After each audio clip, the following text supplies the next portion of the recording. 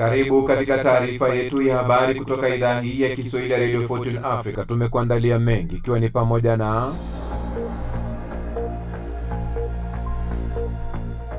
mashambulio ya ndege zisizo na rubani yashambulia mji mkuu wa Sudan,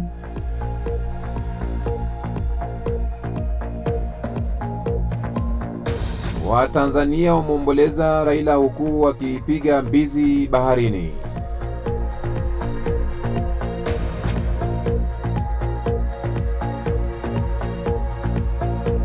mwanamke aliyefariki wakati wa kutazama mwili wa Raila Odinga atambuliwa.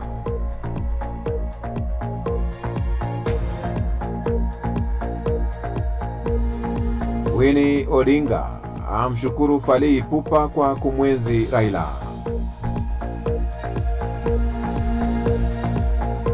Na Vance awasili Israel huku Marekani ikijaribu kuimarisha makubaliano ya kusitisha mapigano Gaza.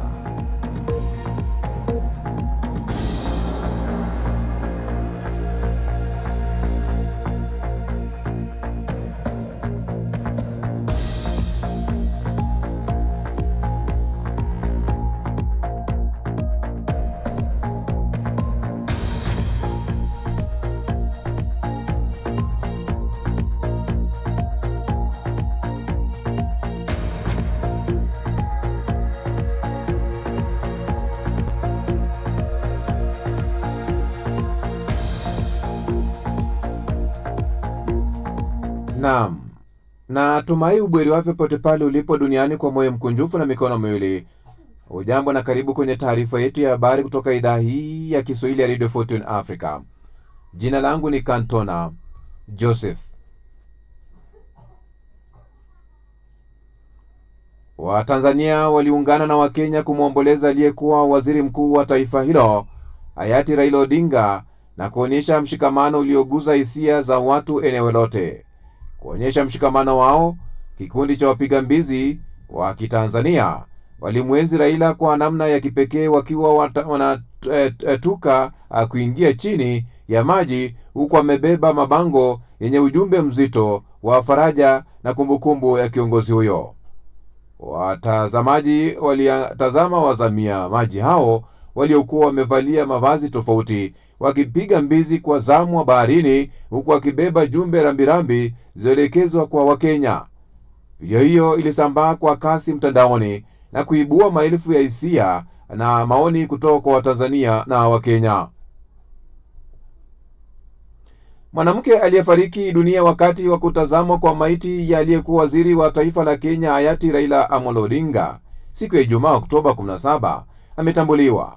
Kulingana na mkurugenzi mkuu mtendaji wa Vocal Africa Hussein Khalid, mwanamke huyo aliyetambuliwa kama Josephine Akingo alikuwa miongoni mwa watu wawili waliopoteza maisha wakitazama mwili wa hayati Raila Amolo Odinga katika uwanja wa Nyayo, jiji la Nairobi.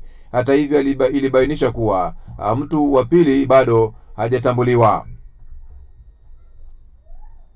Mbunge wa bunge la Afrika Mashariki Yala, Winnie Odinga, ametoa shukrani za dhati kwa mwanamuziki wa Kongo Fally Ipupa kwa nyimbo yake ya kumwenzi marehemu baba yake Raila Amolo Odinga. Katika ujumbe uliosambazwa katika mitandao ya kijamii, Winnie alimshukuru Ipupa kwa kusimama katika mshikamano na familia ya Odinga na watu wa Kenya wakati kile alichoeleza kuwa ni wakati wa hasara kubwa na tafakari. Fally Ipupa Nsimba, mwanamuziki kutoka Jamhuri ya Demokrasia ya Kongo, akiwa mwenye hisia, ametoa wimbo wa Kiswahili unaosema tuko pamoja na Kenya, Kongo inalia na wewe.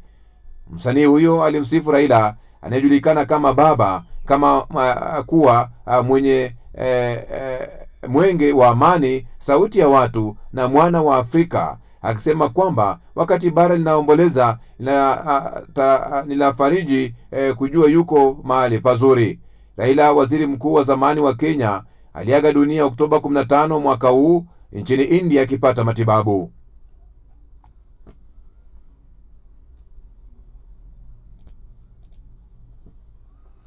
Makamu wa rais wa Marekani J.D. Vance amewasili Israel ikiwa ni sehemu ya juhudi za serikali ya Trump kuimarisha makubaliano ya kusitisha mapigano Gaza. anatarajiwa kumshinikiza waziri mkuu wa Israeli Benjamin Netanyahu kuanza mazungumzo juu ya masuala ya muda mrefu kwa ajili ya kumaliza kabisa vita na Hamas. Wajumbe wawili maalum wa Marekani ambao walisaidia kujadili mpango huo, Steve Witkoff na Jared Kushner, pia walifanya mazungumzo na Netanyahu siku ya Jumatatu. Ziara yao inawadia baada ya kuzuka kwa ghasia siku ya Jumapili ambazo zilitishia kuvurugisha usitishwaji wa amani uliodumu kwa siku 12. Israeli imesema shambulio la Hamas iliua wanajeshi wawili na kusababisha mashambulio ya anga ya Israeli ambayo yaliwaua makumi ya Wapalestina.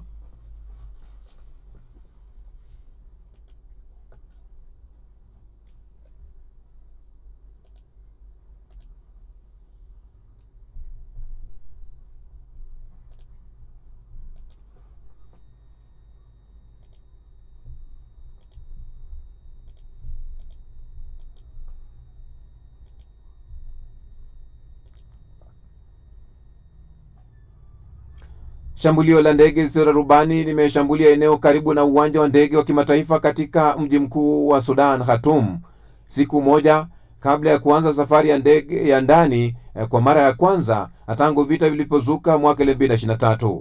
Wakati jiji hilo limeripoti kusikia milipuko katika wilaya kadhaa mapema Jumanne asubuhi, picha za mitandao ya kijamii ambazo bado hazijathibitishwa zinaonyesha mfululizo wa milipuko. Hakuna taarifa juu ya majeruhi au uharibifu na hakuna aliyedai kuwajibika. Siku ya Jumatatu, mamlaka ya usafiri wa anga ya Sudan ilikuwa imetangaza kuwa uwanja huu wa ndege umefunguliwa tena siku ya Jumatano, miezi kadhaa baada ya jeshi la kutwaa tena Khartoum kutoka kwa vikosi vya Rapid Support Forces RSF na kuanza kukarabati uwanja huo wa ndege ulioharibiwa vibaya. Shambulio la Jumanne ilikuwa la tatu katika mji mkuu ndani ya wiki moja kufuatia shambulio katika kambi mbili za jeshi kaskazini magharibi mwa Khartoum na kwa siku zilizofuata wiki iliyopita. Tovuti ya habari ya Sudan Tribune inanukuu chanzo cha usalama kikisema kwamba ulinzi dhidi ya ndege ulinasa ndege zisizo na rubani kadhaa baada ya saa 10 saa za eneo hilo sawia na saa 2 GMT, lakini haikutoa maelezo juu ya uharibifu wowote. Uwanja wa ndege wa kimataifa ulifungwa muda mfupi baada ya mapigano kuzuka kati ya jeshi na RSF mnamo Aprili mwaka 2023 wakati jeshi la wanamgambo lilipodhibiti. Rais wa zamani wa Ufaransa Nicolas Sarkozy leo ameanza kutumikia kifungo cha miaka 5 gerezani baada ya kuhukumiwa kwa uhalifu wa kula njama ya kufadhili uchaguzi wa mwaka 2007 kinyume na sheria kwa kutumia fedha zilizotoka kwa aliyekuwa kiongozi wa Libya Muammar Gaddafi. Bwana Sarkozy mwenye umri wa miaka 70 aliwasili leo asubuhi katika jela la Sante mjini Paris akisindikizwa na mkewe Carla Bruni na kushangiliwa na wafuasi wake walioimba wimbo wa taifa. Kupitia ukurasa wake wa X, kiongozi huyo amedai ni mwadhiriwa wa chuki na visasi na kuongeza kuwa aliyefungwa leo gereza sio rais wa zamani wa Ufaransa bali mtu asiye na hatia.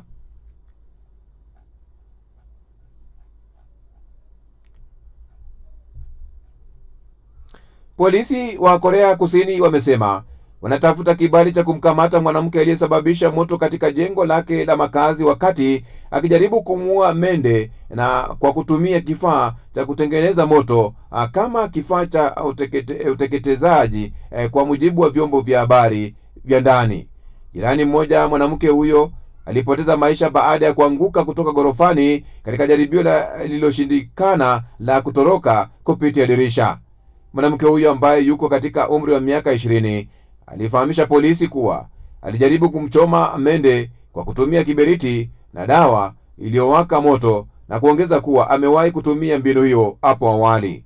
Hata hivyo, siku ya Jumatatu baadhi ya vitu ndani ya nyumba yake vilishika moto.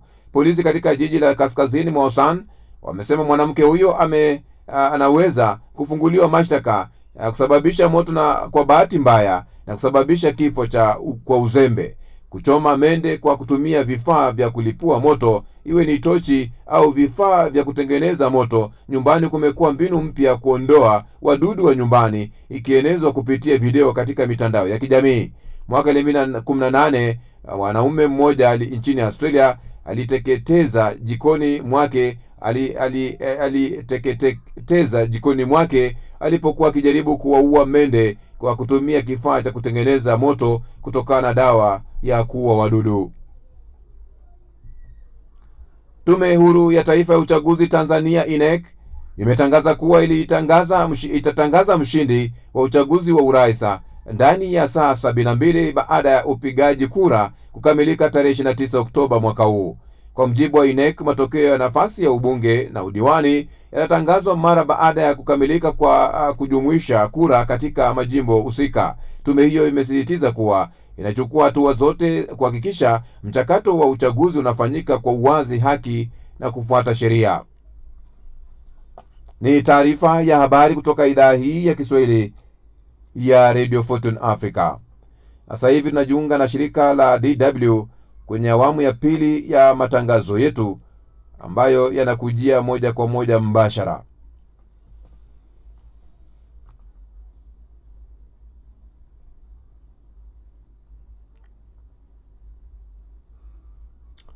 Kanisa Katoliki lenye ushawishi mkubwa nchini Cameroon limetoa wito kwa utulivu, huku hofu ikiongezeka kwamba huenda ghasia zikazuka mara tu matokeo rasmi ya uchaguzi ya urais yatakapotangazwa.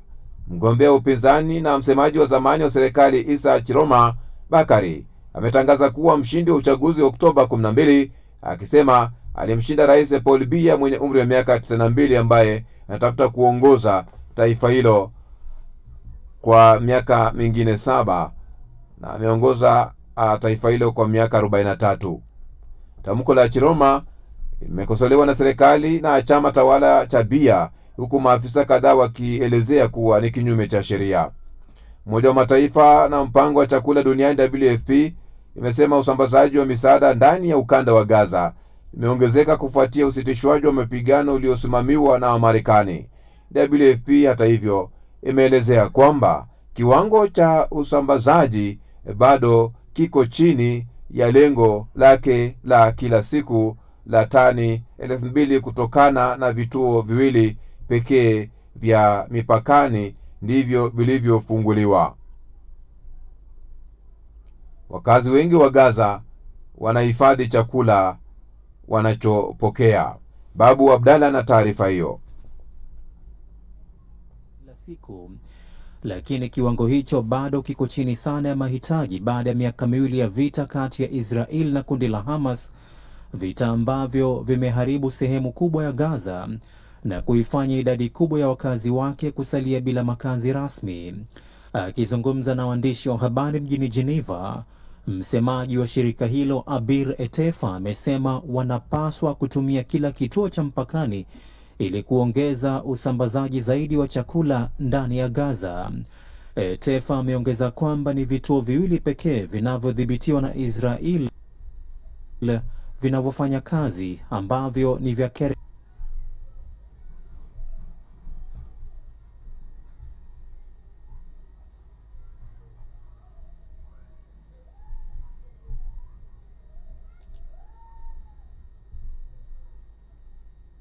Shalom upande wa kusini na Kisufim katikati ya Gaza. Hivyo bado kiko chini ya lengo letu ambalo ni karibu tani 2,000 kila siku. Msemaji huyo wa WFP ameeleza kwamba baadhi ya misaada ya lishe kwa watoto na wanawake wajawazito imefika upande wa kaskazini mwa Gaza, lakini misaada hiyo bado iko chini ya kiwango kinachohitajika. Wakazi wengi wa Gaza wanahifadhi chakula wanachopokea kutokana na wasiwasi kwamba zoezi la usambazaji wa chakula linaweza kuzuiwa tena. Wakati huo huo, makamu wa rais wa Marekani JD Vance amewasili nchini Israel na anatarajiwa kufanya mazungumzo katika wakati ambapo Washington inajaribu kunusuru awamu ya kwanza ya makubaliano ya kusitisha mapigano Gaza. Vance anatarajiwa kukutana na waziri mkuu wa Israel Benjamin Netanyahu na viongozi wengine waandamizi wa serikali na inaripotiwa kwamba huenda akasalia huko hadi siku ya Alhamisi. Ziara yake inafuatia ile iliyofanywa jana Jumatatu na mjumbe maalum wa Donald Trump katika eneo la Mashariki ya Kati, Steve Witkoff, na Jared Kushner, mkwe wa Rais Trump. Makamu huyu wa rais wa Marekani pia amepangiwa kukutana na familia za mateka ambao miili yao bado inazuiliwa ndani ya Gaza, na baadhi ya mateka walioachiliwa huru wiki iliyopita chini ya makubaliano ya usitishaji mapigano. Asante sana Babu Abdalla kwa taarifa hiyo ambayo shirika Umoja wa Mataifa imezungumza. Mgombea urais kwa tiketi ya CCM Tanzania Samia Suluhu Hassan ameendelea na kampeni zake jijini Dar es Salaam. Amesema endapo chama chake kikipata ridhaa ya kuendelea kuliongoza taifa hilo la Afrika Mashariki, watakamilisha miradi ya maendeleo iliyosalia, ikiwemo kuboresha pia ile iliyopo, ikiwemo mradi wa mabasi ya mwendo kasi. Florence Majani na taarifa hiyo kwa kina. Kuelezea namna serikali ya chama chake tawala cha CCM ilivyowezesha maendeleo hasa katika jiji la Dar es Salaam. Mgombea huyo ameyazungumza hayo katika mkutano wake wa kwanza wa kampeni uliozikutanisha wilaya za Ubungo na Kinondoni, akijinadi kuwa chama chake kimefanya mapinduzi makubwa kwa jiji hili ambalo mwenyewe ameliita ndiyo Tanzania yenyewe. Mkoa wa Dar es Salaam, ndugu zangu, mkoa muhimu sana kwa sababu Dar es Salaam ndiyo Tanzania. Wananchi wote, makabila yote, wa dini zote wako hapa Dar es Salaam. Kadhalika, mgombea huyo wa urais kwa tiketi ya CCM amesema endapo chama chake kitapata ridhaa, basi kitakamilisha ujenzi wa miundombinu, ikiwamo kuongeza bajeti ya miradi ya barabara. Amewaahidi wakazi wa Dar es Salaam kuwa kuanzia Januari 2026 kutakuwa na mageuzi makubwa ya utoaji wa huduma ya miundombinu ya mwendo kasi. Rais Samia kadhalika amesema serikali yake itaendelea kusimamia haki na usawa kwa watu wanaoishi na ulemavu kwa kuendelea kutekeleza matamko ya kimataifa ya kutomwacha mtu yeyote nyuma. Alihitimisha hotuba yake akiwasisitiza Watanzania waende kupiga kura, akisema kuwa maandamano pekee yatakayokuwepo siku hiyo, yaani Oktoba 29, ni ya watu kwenda kupiga kura. Mengine niachieni mimi, matusi niachieni mimi, na yabeba kwa niaba yenu. Manabii wetu, Bwana Yesu alisulubiwa kwa kukomboa watu kwa amri ya Mungu, lakini alikuwa anafanya kazi ya watu. Nabii Muhammad alipigwa mpaka akatolewa meno kwa kufanya kazi ya kukomboa watu kwa amri ya Mwenyezi Mungu. Samia Suluhu aliapa kuitumikia Tanzania, na ndicho ninachokifanya. Niliapa kuilinda nchi na ndicho ninachokifanya. Akizungumzia karata hii ya turufu katika dakika za lala salama kwa Chama cha Mapinduzi, mchambuzi wa masuala ya siasa kutoka shule ya sayansi ya siasa ya Chuo Kikuu cha Dar es Salaam, Profesa Abel Kinyondo amesema inatakiwa yeye, kwa sababu ana uhakika bila tatizo lolote lile, hana mpinzani, aende juu ya uchaguzi, aende juu ya hizi kampeni na kusema sasa naongea kama commander in chief, polisi, jeshi, vyama vya upinzani na vingine, tukae pamoja tujenge nchi. Miongoni mwa waliohudhuria kampeni hizo na kupata wasaa wa kuzungumza ni pamoja na Ezekiel Wenje aliyekuwa mwenyekiti wa chama cha upinzani Chadema kanda ya Victoria, ambaye hivi karibuni amehamia rasmi CCM. Wengine waliohudhuria mkutano huo wa kampeni ni mawaziri wa wizara mbalimbali, wagombea ubunge kwenye majimbo ya Ubungo na Kinondoni, wake za marais wastaafu maarufu kama Millennium, na viongozi wa dini wa mkoa wa Dar es Salaam. Florence Majani, DW, Dar es Salaam. Asante sana Florence Majani ukiwa Dar es Salaam kwa taarifa hiyo ambayo nzuri. Wadau wa maendeleo wakiwemo kutoka nchi jirani ya Kenya wamekutana Zanzibar katika kongamano la kigoda cha taaluma cha Sheikh Ahmed Amani Karume, mwasisi wa mapinduzi ya Zanzibar. Wamesema katika kipindi hiki cha kuelekea kwenye uchaguzi mkuu, suala la uzalendo, amani na usalama ndiyo msingi wa maendeleo. Salama Saidi anaripoti akiwa Zanzibar. Wa hifadhi ya kidigitali ya rais wa kwanza wa Zanzibar, waziri wa elimu wa Zanzibar Leila Mohamed Musa, ambaye alikuwa mgeni rasmi katika hafla hiyo kwa niaba ya Rais Hussein Mwinyi, amemwelezea Mzee Karume kuwa ni mzalendo na mwanamapinduzi wa kweli. Anafahamika Sheikh Abeid Amani Karume kuwa ni kiongozi wa ukombozi aliyosimama kidete kupigania haki za Wazanzibari. Pili, Sheikh Abeid Amani Karume ni mwanamapinduzi wa kweli aliyeasisi muungano wa Tanganyika na Zanzibar. Kigoda cha Mzee Karume kipo chini ya Chuo Kikuu cha Taifa cha Zanzibar SUZA. Makamu mkuu wa SUZA Profesa Mohamed Makame ametumia mkusanyiko huo kuelezea nafasi na harakati za ukombozi Afrika. Amesema SUZA imechukua hatua ya kihistoria ya kuhifadhi kidigitali na hazina ya kitaifa inayokusanya nyaraka na picha za kumbukumbu za Mzee Karume kwa lengo la kuhifadhi na kufanyiwa tafiti. Hifadhi hii si tu kumbukumbu bali ni chombo cha maarifa, utafiti, uhamasishaji wa kizazi kipya kuelekea uongozi wa kimaadili na kizalendo. Ni jukwaa la kuunganisha historia na teknolojia, urithi na mwelekeo wa taifa. Kupitia hifadhi hii, SUZA inatuma ujumbe wa uhifadhi kwamba historia yetu si ya kuenziwa tu, bali ya kufundishwa, kufanyiwa tafiti na kuelekezwa kwa vizazi vijavyo wa Zanzibar, Tanzania na hata Afrika. Mada zilizowasilishwa katika kongamano hilo ni pamoja na nini cha kujifunza kutoka uongozi wa Mzee Karume na amani kuelekea uchaguzi mkuu wa Oktoba 29, mada ambayo iliwasilishwa na Profesa Patrick Lumumba kutoka Kenya, ambapo alisisitiza viongozi kuwa na miiko na maadili. Lazima tuwe na miko, vitu ambavyo hatuvifanyi kwa kuwa havifai, na lazima tuwe na maadili ya kuhakikisha kwamba njia na mbinu tunazozitumia ni njia na mbinu ambazo zitaboresha maisha ya wananchi.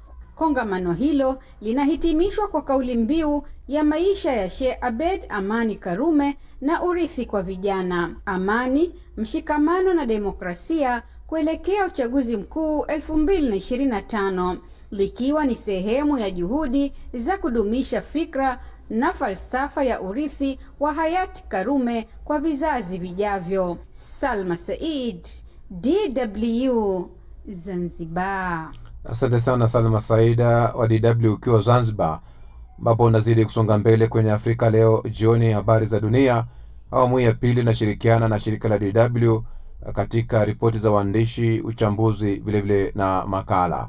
Ni taarifa ya habari ikiwa imetimia miaka 2 baada ya rais wa kwanza wa Burundi Melchior Ndadaye kuuawa, yeye pamoja na washirika wake wa karibu mnamo Oktoba 21 mwaka 1993. Shirika la AVOD lililoanzishwa na wajane na yatima wa wahanga wa mauaji hayo wameitaka serikali ya Rais Evariste Ndayishimiye kuhakikisha kuwa hukumu ya kesi hiyo inatolewa na ukweli unawekwa wazi.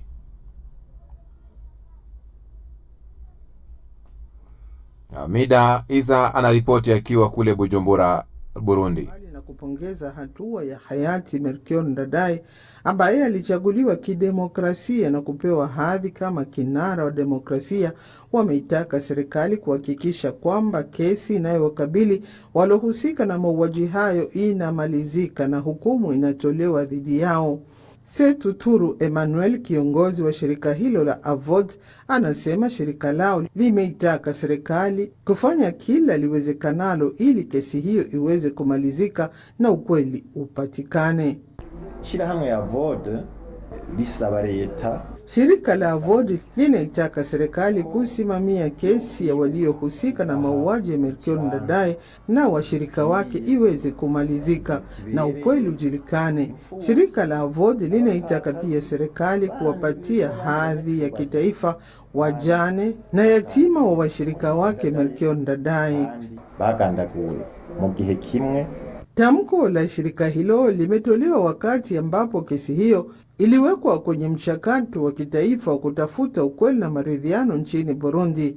Awali shirika hilo lilibainisha kuridhia mchakato huo, lakini kwanza walitaka wote waliotajwa na vyombo vya sheria kupanga na kuhusika na mauaji hayo waombe radhi kwa familia za wahanga wa mauaji hayo.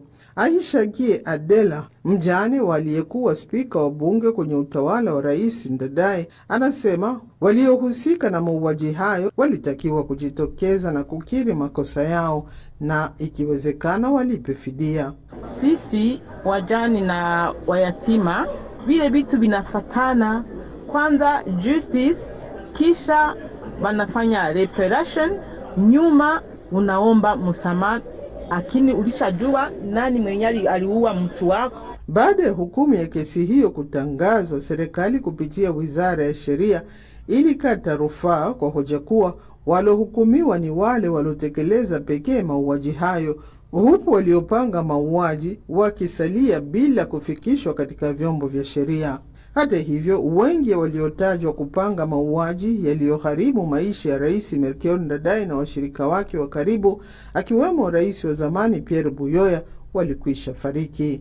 Ndadaye aliiongoza nchi kwa siku 102 kabla ya kuuawa. Miaka 32 baada ya kutokea mauaji hayo, hukumu ya mwisho ya kesi hiyo bado haijatolewa. Hamida Isa, DW, Bujumbura. Asante sana Hamida Isa ukiwa maeneo ya Bujumbura. Nchini Sudan kumetokea shambulio la droni kwenye eneo la uwanja wa ndege wa kimataifa Khartoum. Shambulio hilo ni siku moja kabla ya serikali ya kijeshi kutaka kufungua tena uwanja huo kwa safari za ndani kwa mara ya kwanza katika kipindi cha miaka miwili. Hakuna yoyote aliyekiri kufanya mashambulio hayo. Lilian Mtono na taarifa zaidi. Aprili mwaka 2023 kati ya jeshi la Sudani na wanamgambo wa RSF na kusababisha uharibifu mkubwa kwenye miundombinu muhimu na hasa kwenye mji mkuu Khartoum. Mashuhuda wameliambia shirika la habari la AFP kwamba walisikia milio ya droni kwenye eneo la katikati na kusini mwa Khartoum pamoja na milipuko ya makombora kwenye eneo la uwanja wa ndege majira ya saa 10 hadi saa 12 za asubuhi kwa saa za maeneo hayo. Mmoja ya mashuhuda hao anayeishi kwenye viunga vya Al-Azari kusini mwa Khartoum amesema alisikia mlipuko na kisha droni ikapita juu kwenye eneo hilo. Mkazi mwingine wa eneo la katikati mwa Khartoum amesema aliamshwa na milio ya droni majira ya saa 10 za alfajiri. Muda mfupi baadaye alisikia vishindo vikubwa kwenye eneo la uwanja wa ndege. Siku ya Jumatatu, mamlaka ya anga ya Sudan ilisema uwanja huo wa ndege utafunguliwa tena siku ya Jumatano na safari za ndani zitaanza kurejea baada ya maandalizi ya kiufundi na kiuendeshaji kukamilika. Khartoum imeendelea kuwa na utulivu tangu jeshi liliporejesha udhibiti mapema mwaka huu, ingawa mashambulizi ya drone yameendelea. RSF wamekuwa wakilaumiwa mara kwa mara kwa kuwalenga wanajeshi na miundombinu ya umma. Shuhuda mwingine ameliambia shirika la habari la Ufaransa AFP kwamba droni zilishambulia maeneo ya kaskazini mwa Omdurman mapema hii leo. Eneo hilo linajulikana kwa kuwa na kambi kubwa zaidi za kijeshi. Hakuna yoyote aliyekiri kufanya mashambulizi hayo na hakuna taarifa zozote za uharibifu, majeruhi ama vifo. Shambulizi hili la leo Jumanne ni la 3 kwenye mji huo mkuu katika kipindi cha wiki moja. Wiki iliyopita droni zilifanya mashambulizi kwenye mji huo wa Khartoum kwa siku 5 mfululizo, ikiwa ni pamoja na yale yaliyofanyika kwenye kambi 2 za kijeshi zilizoko magharibi mwa mji. Lakini afisa mmoja wa kijeshi alisema droni nyingi zilidunguliwa. Karibu watu 800,000 wamerejea kwenye mji wa Khartoum tangu jeshi liliporejesha udhibiti wake. Sehemu kubwa ya Khartoum ni vifusi na mamilioni ya wakazi bado wanakumbwa na kukatika kwa umeme mara kwa mara kunakodaiwa kusababishwa na mashambulizi ya drone yanayofanywa na RSF. Umoja wa Mataifa umeonya siku ya Jumatatu kuhusu kuongezeka kwa machafuko kaskazini na magharibi mwa Darfur kufuatia mashambulizi haya ya drone na mapigano ya ardhini. Vita hivyo vimesababisha vifo vya maelfu ya raia na wengine karibu milioni 12 wakiwa wameyakimbia makazi yao, hatua inayoibua mzozo mkubwa kabisa wa kukosa makazi na njaa ambao haujashuhudiwa ulimwenguni. Asante sana Lilian Mtono. Unaendelea kupokea taarifa hii ya habari kutoka idhaa hii ya Kiswahili ya Radio Fortune Africa. Tunashirikiana na shirika la DW kwenye awamu ya pili ya ripoti za waandishi, uchambuzi na vile vile makala. Tunakuomba sasa hivi msikilizaji, simama na kituo cha Radio Fortune Africa, idhaa hii ya Kiswahili, ambapo tunahitaji kununua transmitter na station transmitter link yenye uwezo wa kurusha matangazo yetu mbali na kwa njia nzuri yatakayotanua wigo letu na kuwafikia mamilioni ya watu kwa njia FM. Wasilisha mchango wako kupitia paybill number ni 625625, account number ni 012450 85217800, au till number ni 4561468 kupitia mitandao yote ya urushaji wa pesa. Enda kwa Facebook ya Radio Fortune Africa, pale hiyo page kuna PayPal link ambayo itakusaidia iwapo kwenye mataifa ambayo unatatizika kwa njia moja ama nyingine. Sasa hivi basi ni wakati wa kwenda kupokea iliyo kwenye majukwaa ya mawasiliano. Saumu Njama na vile vile Josephat Charo wanakuelekeza amani na mazingira ya kazi walionipa tangu siku ya kwanza. Ninahisi kama nimekuwa hapa kwa muda mrefu na ninaifahamu klabu vizuri. Hadi sasa nimekuwa na uzoefu mzuri sana, mwisho wa kumnukuu. Kwa hiyo kibarua kimeongezeka pale na maoni yamekuwa ni mengi sana, kwa sababu wengi hawakudhani kama Vincent Kompany pale Bayern Munich, mimi nikiwa mmoja wao, kwamba angeweza kuleta matokeo ambayo anayatoa pale Bayern Munich. Kwa hashtag Mia San Mia, hashtag Kompany, hashtag FC Bayern, Salvato ameandika bila shaka matokeo bado ni muhimu. Akitetereka tu anaweza kuondolewa hata wiki ijayo. Ni kweli kabisa. Na Adeyanjo Baso yeye anasema upo katika sehemu sahihi kabisa. Hii ndio habari njema kabisa niliyoipokea kwa siku ya leo. Hongera sana Vincent Kompany. Ametegwa huyo. Ametegwa. Lakini matokeo anayatoa. Kwa hiyo sioni kama kuna mtego wa aina yoyote hapa. Hapo kuna mtego, kwa sababu kama alivyosema shabiki wetu na mfuatiliaji wetu, yani akose matokeo Bayern Munich, Bundesliga akose, Champions League akose, Pokal akose, anaondoka kesho. Haya basi tutajua. Lakini pia mbali na hayo ya hapo Allianz Arena, leo hii ligi ya mabingwa zinarudi kuchezwa mechi mbalimbali. Na miongoni mwa mechi ambazo zinajadiliwa zaidi mitandaoni ni mechi kati ya Barcelona na Olympiacos, Newcastle na Benfica. Hapo Ujerumani gumzo ni la Bayer Leverkusen ambapo wanakipiga na PSG ndani ya Bay Arena. Josephat Charo, sijui wewe mtazamo wako miongoni mwa mashabiki wa kandanda, unadhani watatoboa? Hata susubiri nimalize. Nakwambia PSG, kwa sababu kwa nguvu ambayo wanayo PSG kwa sasa hivi, na kuangalia udhaifu wa kikosi cha Bayer Leverkusen. Na naipenda sana Bayer Leverkusen, ni miongoni mwa timu ambazo zikicheza mimi napata burudani safi sana. Lakini ni kikosi ambacho kiko katika kipindi cha mpito.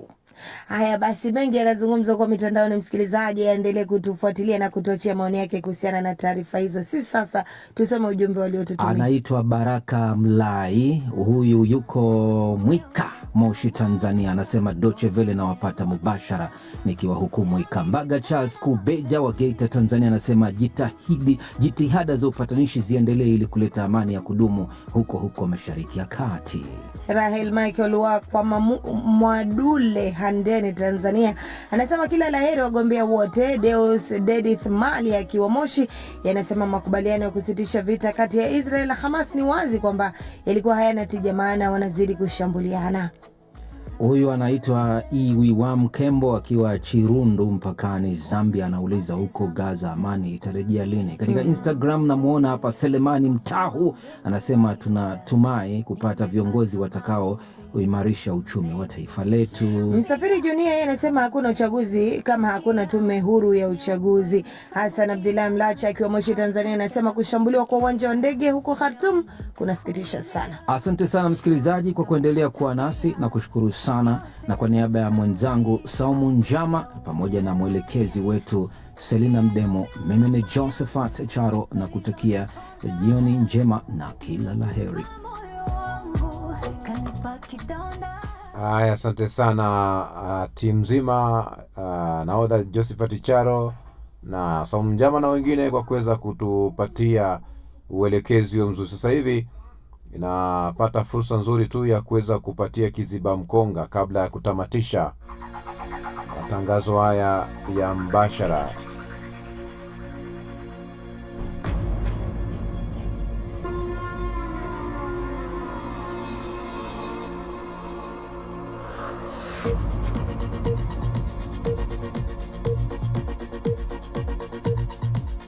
Pokea kiziba mkonga.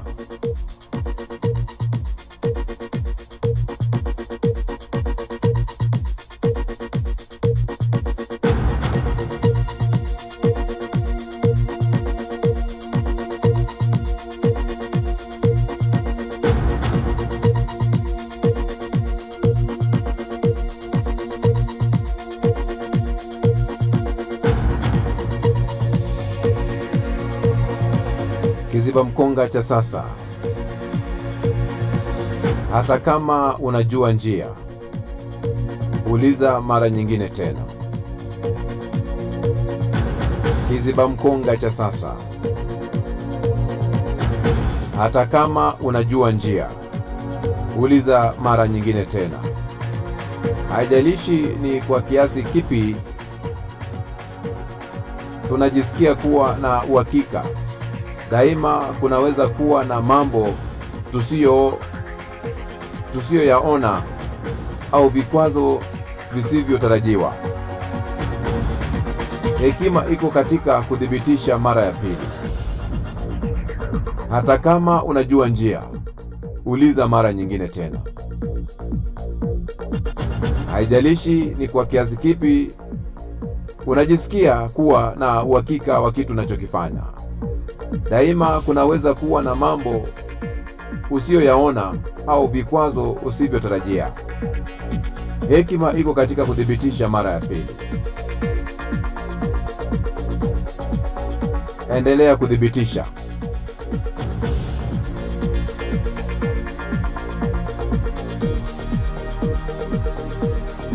Siri ya mafanikio ipo hapo hapo kwa kuthibitisha.